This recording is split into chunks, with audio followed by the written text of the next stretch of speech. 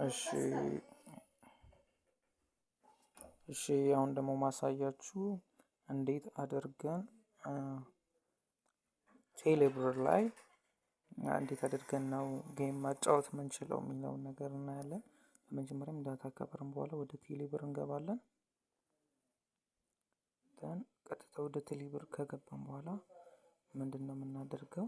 እዚች ጋር አማራጮች ይመጣሉ። በሱ በኩል ገብተን ቴሌብር 50 አኒቨርሰሪ የሚለውን ክሊክ እናደርገዋለን።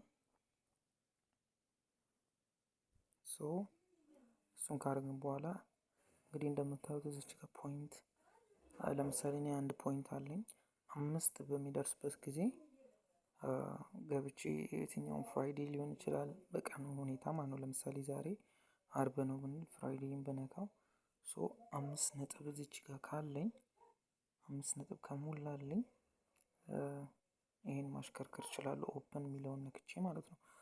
ኦፕን የሚለውን ነክቼ ከፈል 100 ብር እስከ 10,000 ብር ሊደርሰኝ ይችላል ማለት ነው። እና ሎተሪ እጣ አለ። እንደገና 1 ጂቢ ዳታ ፓኬጅ ያለው እንደገና ደግሞ ሎተሪ የሚወጣው ደግሞ በግንቦት አካባቢ ነው።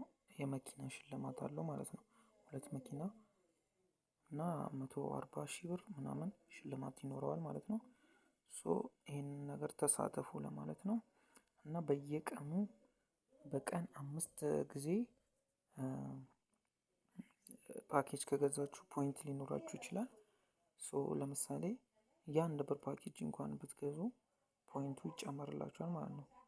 ለምሳሌ አንድ ብር ብትሞሉ ራሱ ኤርታይም ብትሞሉ በቀን 5 ማለት ነው።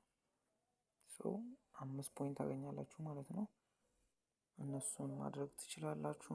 እንደገና እንደዚህ if you reach 5 point እዚች ጋር ደግሞ እንዴት አድርገን ነው ጌት ፖይንትስ የሚለውን ስናይ እንዴት አድርገን ነው ፖይንት የምናገኘው? በመጀመሪያ ሊንክ ዩር ናሽናል አይዲ ቱ ዩር ቴሌብር አካውንት ኤንድ ጌት ላኪ ፖይንት ኢን ሎተሪ ነምበር ይላል። ከናሽናል አይዲያችን ጋር ማገናኘት ነው።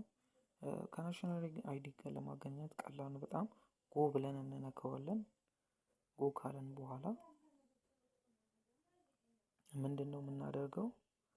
ኔትወርክ በሚኖርበት ጊዜ ቼክ እናደርገዋለን። ፋን ነምበሩን ማስገባት ነው። ከዛ በኋላ ከፋን ነምበራችን ካስገባን ተገናኘ ማለት ነው። 1 ፖይንት ይሰጠናል። እንደገና ደግሞ ካሽ ኢን በምናደርግበት ጊዜ 1 ፖይንት ይሰጠናል።